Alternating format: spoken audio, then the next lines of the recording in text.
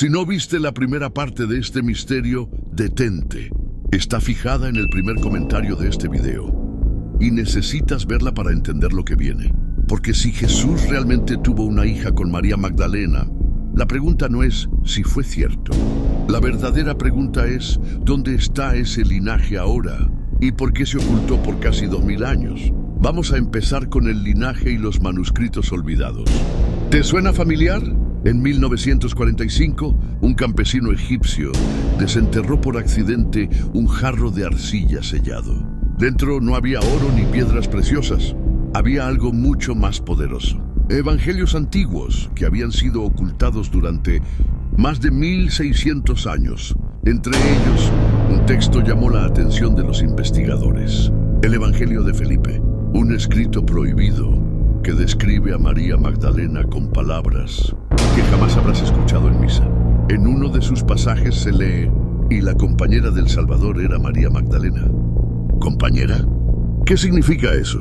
El término original en copto es koinonos, una palabra que, en ese contexto, implica una unión profunda, no solo espiritual, sino también emocional, física, íntima. Pero eso no es todo. El mismo texto dice que Jesús solía besar frecuentemente a María en la...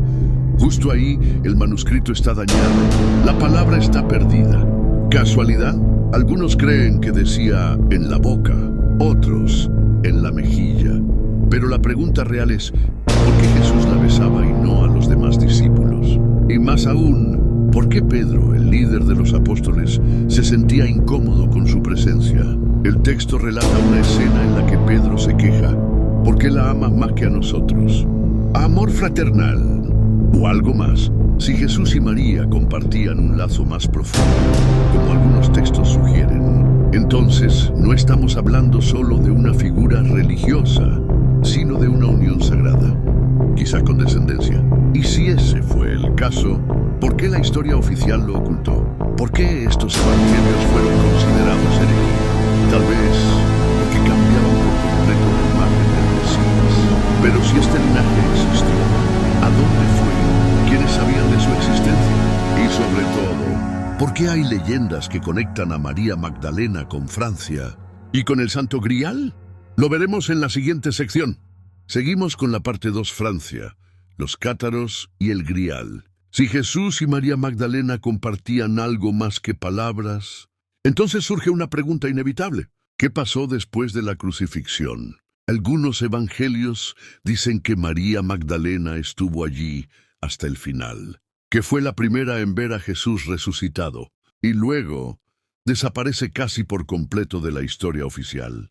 Pero no de todas las historias. Muestra un mapa antiguo, Jerusalén, Mediterráneo, sur de Francia.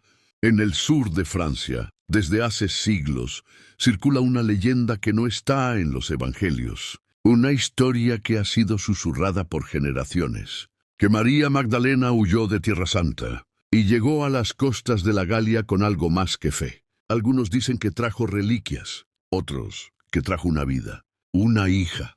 En esa misma región surgiría, siglos después, la figura del Santo Grial. Y aquí comienza el verdadero enigma.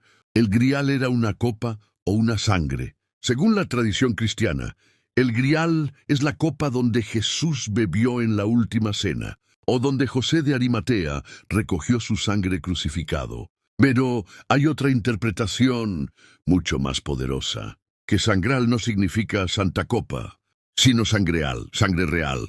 No un objeto, sino un linaje, un legado que habría sido protegido en silencio, transmitido entre familias, ocultado por siglos, y buscado desesperadamente por reyes, templarios y herejes. Los cátaros, guardianes del secreto. En el siglo XIII, en el sur de Francia, surgió un grupo considerado herético por la Iglesia. Los cátaros. No adoraban cruces. No creían en la Iglesia de Roma, pero afirmaban tener un conocimiento secreto sobre Jesús, un conocimiento que les costó la vida. En 1244, la fortaleza de Montségur fue sitiada. Antes de caer, algunos cátaros escaparon, llevándose consigo algo sagrado que no debía caer en manos del Vaticano. ¿Qué protegían con tanto fervor? ¿Era un libro? ¿Un documento? ¿O el rastro de una sangre que no debía ser extinguida? ¿Y si el verdadero grial no fue una copa? ¿Y si fue una mujer?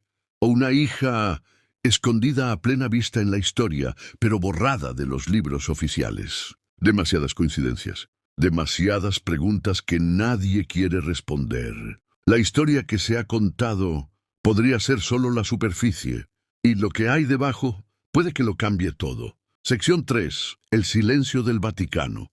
Si todo esto fuera solo una leyenda, una simple teoría sin base ni amenaza real, entonces, ¿por qué la Iglesia dedicó siglos enteros a eliminar estos textos? ¿Por qué quemar evangelios? ¿Por qué declarar herejía todo lo que se apartara de la versión oficial? El canon cerrado a la fuerza. En el año 325 de Cristo, durante el Concilio de Nicea, se definió qué evangelios serían parte de la Biblia y cuáles serían condenados al olvido. Decenas de escritos fueron eliminados. El Evangelio de Felipe, el de Tomás, el de María, todos con una constante incómoda. Presentaban a un Jesús más humano, más sabio, más cercano, y rodeado de discípulos que no eran solo hombres. Archivos secretos, acceso prohibido. Hoy, el Vaticano guarda más de 50 kilómetros de archivos subterráneos. Manuscritos que datan de hace más de 1200 años. Algunos están clasificados, sellados y prohibidos para el público. Pregunta: ¿qué hay allí que no debemos ver? Documentos sobre el papel real de María Magdalena, registros que prueban que la figura histórica de Jesús fue editada, manipulada, filtrada, y si allí se esconden pruebas de un linaje, de una familia, de una descendencia que fue borrada por completo del relato oficial. El miedo a una verdad poderosa. El miedo de la Iglesia no era a una mentira, era a una verdad que cambiaría la estructura del poder para siempre. Porque si Jesús tuvo una hija, si hubo un linaje, y si la figura femenina jugó un papel central en su círculo más íntimo, entonces todo lo que conocemos sobre la autoridad eclesiástica, el celibato, el rol de la mujer y la divinidad del Mesías, se tambalea. Muestra archivos cerrados, imágenes borrosas de la Biblioteca del Vaticano, símbolos secretos, luces apagándose. ¿Por qué el Vaticano guarda estos secretos? ¿A quién protege realmente? ¿Y de qué? En 2003, una novela encendió el mundo entero. El Código da Vinci. Para muchos solo ficción. Para otros, una amenaza real al relato oficial. Pero lo que pocos saben es que muchas de las afirmaciones de esa obra estaban inspiradas en documentos reales, textos prohibidos y símbolos que llevan siglos delante de nuestros ojos. Y eso lo veremos en la siguiente sección. Sección 4. El Código da Vinci. Ficción o verdad codificada. En 2003, una novela de suspenso sacudió al mundo. El Código da Vinci se convirtió en un fenómeno global. Su historia fue calificada como una herejía moderna, una blasfemia literaria, pero lo que muchos no saben es que detrás de la ficción había investigación real, teorías antiguas, evangelios prohibidos y símbolos que habían estado ocultos durante siglos, a la vista de todos. La trama que encendió al Vaticano. En la historia, un profesor descubre una conspiración que lleva 2000 años oculta. Que Jesús estuvo casado con María Magdalena, que tuvieron una hija y que su linaje sobrevivió en secreto, protegido por una sociedad llamada el Priorato de Sion. Suena descabellado. Lo inquietante es que Dan Brown no se lo inventó todo. El Priorato de Sion aparece en registros franceses del siglo XX, vinculado a nombres reales como Leonardo da Vinci, Isaac Newton y Víctor Hugo. Además, Brown se inspiró en investigaciones previas como El Enigma Sagrado, donde se sostiene que la sangre de Jesús corre aún por Europa, escondida en linajes nobles. La pista en el arte. En una de las escenas más impactantes de la película, se analiza la pintura de la Última Cena de Leonardo da Vinci. Se dice que la figura a la derecha de Jesús no es Juan, sino María Magdalena, una mujer con rostro sereno, y un vacío entre ambos que forma la letra V, símbolo ancestral de la feminidad y el vientre. ¿Fue Leonardo uno de los guardianes del secreto? ¿Ocultó el código en sus obras porque no podía decirlo en voz alta? Documentos, símbolos y silencio. Desde cruces templarias en iglesias francesas hasta manuscritos medievales que hablan de un linaje sagrado. La novela no inventó la historia, solo la reordenó y la escondió como un rompecabezas en una biblioteca cerrada. La verdadera pregunta es, ¿por qué causó tanto escándalo en el Vaticano? ¿Por qué se apresuraron a desacreditar una obra de ficción? ¿Qué hay en esa narrativa que incomoda tanto a quienes llevan siglos controlando el relato? Cierre con gancho. A tercera parte. El Código da Vinci nos dio un vistazo a una historia paralela, una que podría explicar por qué la figura de María fue silenciada y por qué el linaje de Jesús se convirtió en el secreto mejor guardado del cristianismo.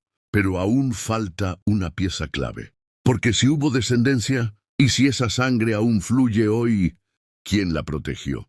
¿Dónde están las pistas hoy? Y lo más inquietante, ¿a quién le interesa que nunca lo descubramos? En la próxima parte, el misterio de los templarios, la conexión con el Grial y los documentos que aún están enterrados, esperando ser encontrados.